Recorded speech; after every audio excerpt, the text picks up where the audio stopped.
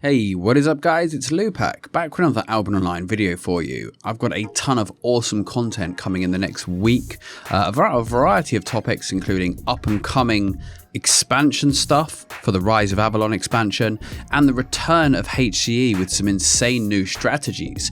However, today's video is going to focus on a preview of a bunch of new mounts that are coming to Albion Online in the very near future. Now, all of these are not available to use in the game yet, but they have already been added to the system, which we know from previous videos means that they're now added to the auction house buy order, which is why we're able to find out the details of them, check them out, and obviously discuss their impact on the game.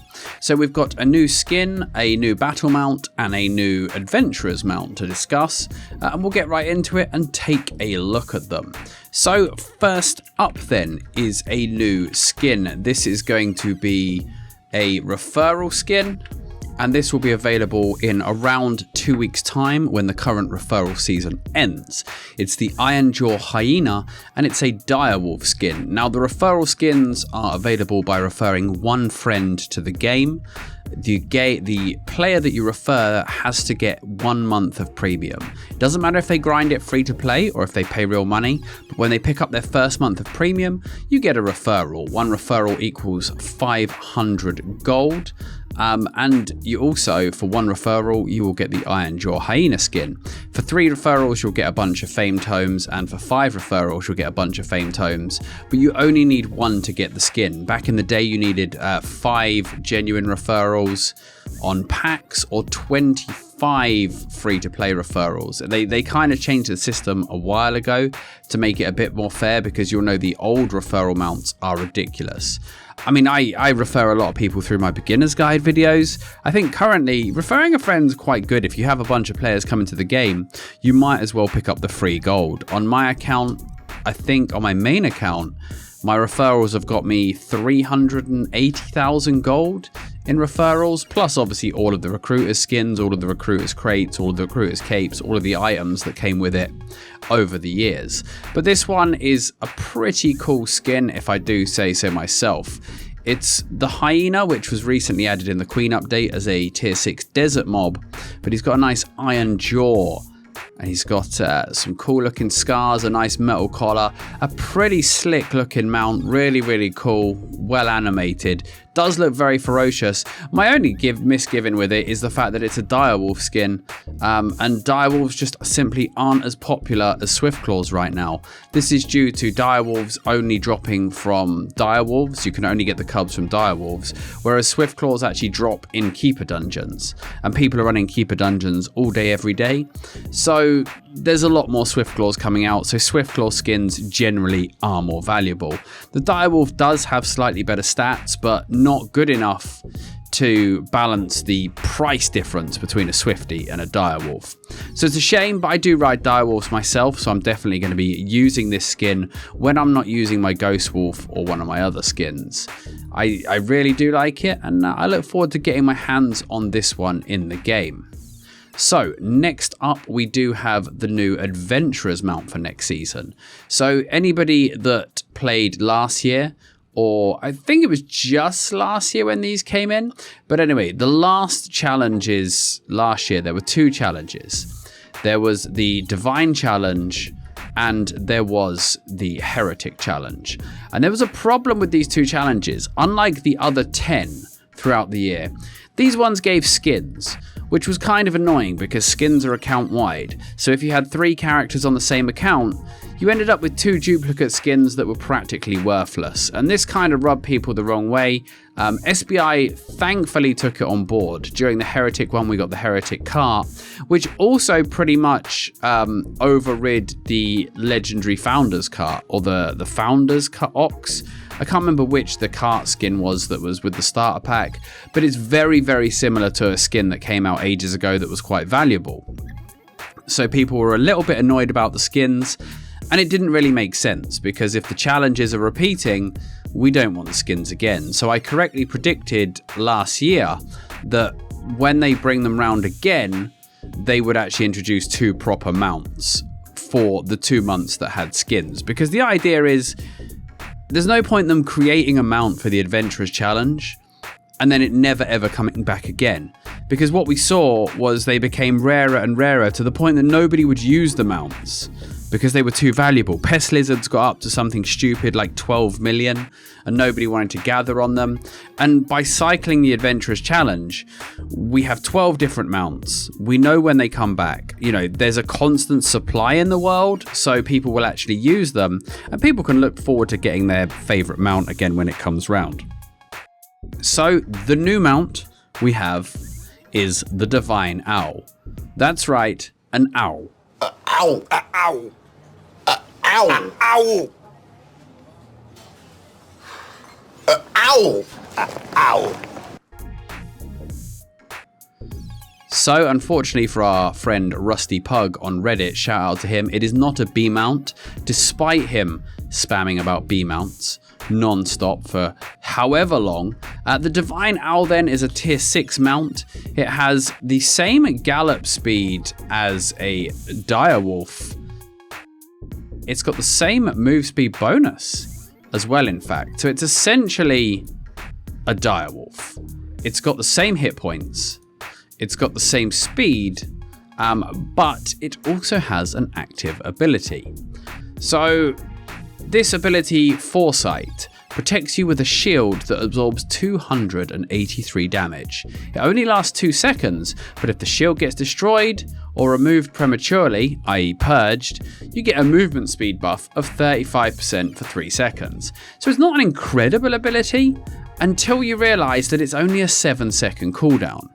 So this is super good against gankers. This is going to be a really strong ability because generally for gankers to catch a direwolf, they spread out and one of them looks for the tag and then they all kind of swarm in from all directions. But generally you're only getting tagged by one guy. So this Foresight will give you the ability to absorb the most part of a poison potion or of a melee tag and stun combo. And if they do break it, you get a speed boost and you'll have another shield in 7 seconds. So this gives you a lot more maneuverability, a lot more leeway if gankers are surrounding you from all angles. It's basically just a better direwolf. It's probably still not as powerful as something like a spectral boar or a giant horse. Those are fantastic for avoiding gankers, but it's definitely going to be a good option and it might even be cheaper, who knows. But you know, I like it. It's an interesting ability. It's not like, it's not something crazy and new that's unbelievably different from everything else. It's just a fast mount with a defensive ability, but it could be cool looking. A Divine Owl, we can't see the skin just yet, but we'll be able to see this in, again, 2 weeks time. So this mount will become available on the 1st of August. You will need to get, obviously, the Adventurous Challenge points to 600 in order to unlock it, but it'll be part of your daily activities in Albion anyway, so everybody's going to get their hands on it. So that's it for the owl. And then, of course, we've got the final mount that we're going to talk about today, and that is the Ancient Ent. The Ancient Ent is going to be available for any guild that reaches silver or above this season. Every member who has been in the guild for 65 days or more will get the mount. If you haven't been in your guild 65 days, you won't get the mount. You will also need premium. If you do not have premium when the season ends, you will not receive the reward and you won't get another chance to get it. So if you really want this mount, especially if you're in crystal rank, the cost of the mount probably equals premium. Some of them have been better, some of them have been worse. The behemoths are particularly cheap, but you will need premium if you are going to get your mount. So let's take a look at the mount itself then. So if we go to the buy orders and we check out Ancient Ent, you can see it comes in 3 varieties: silver, gold, and crystal. Now, there isn't a damage ability on this. Everything really is percentage based and time based. So the only difference between them is more health and armor and I believe more max load. So between the silver and the gold, there's about 1000 health. There's about 10 points of armor, 20 points, 30 points of magic resistance, some CC resistance, and about 200 or just under 200 kilograms max load. So the crystal one is technically better, but the supply of them will be exponentially smaller. Like there'll only be probably 2,500 max crystal ents spawning in the game. And then you go to gold and suddenly, you know, there's 10,000 of them or something. And then at silver, there'll be 50, 60, 70,000 of them because a lot of guilds will get silver. 300 members per guild, roughly. You know, these maths aren't perfect, but you get the idea. There'll be a lot fewer crystals. There'll be more golds, and then there'll be even more silver. So expect silver to be the main one that gets used, and then people will flex on their gold and crystal ones from time to time. So let's take a look at the abilities and discuss them then. This is touted as a healing mount, was what they said at the start of the season. The Ancient Ent is a battle mount focused on healing and support. However, it doesn't actually have a heal, which I kind of found disappointing. I was hoping it would actually be a battle mount that heals other battle mounts or gives healing support for the players. So I was kind of disappointed that it doesn't have a proper heal. But of course it does have the normal battle mount gallop, which is a move speed buff for transport mode. If you get tagged, you lose it and you're silenced for a little bit. Same as all the other battle mounts, not really worth talking. So the first ability then, Healing Sapling, summons an area of 2.5 meters that lasts for 3 seconds. 10 allies entering the area receive a buff that increases healing received for 6% up to 12 seconds. So this is going to be your spamming ability. You'll be spamming this on areas or clumps of your teammates. Provided they get the full 3 stacks of it, they'll receive 18% healing received buff for 12 seconds, which is not insignificant. And it's going to affect a lot of people. It's a 0.5 second cast time, so it's pretty easy to use. And if you could just put this on clumps of your friends, it's definitely going to help. And one of the biggest things with the Ent is you're not going to deploy the Ent unless you have a big force. And if you have a big force, you have a disarray debuff, which reduces your healing. So anything that ramps your healing back up is kind of useful. It's not as good as some of the Qs we've seen on other mounts. You know, some of them have got much better abilities, like the damage of the behemoth, the hit from the beetle. It's simply just not on par with some of the others. The next ability though, Ent's Blessing, was one again. I was kind of like meh when I saw it, and then I really thought about it.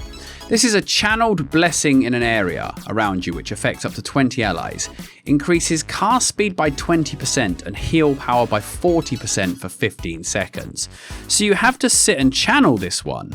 But if you channel this on a chunk of your healers, this is actually pretty wild. Like 40% heal power negates a huge disarray debuff.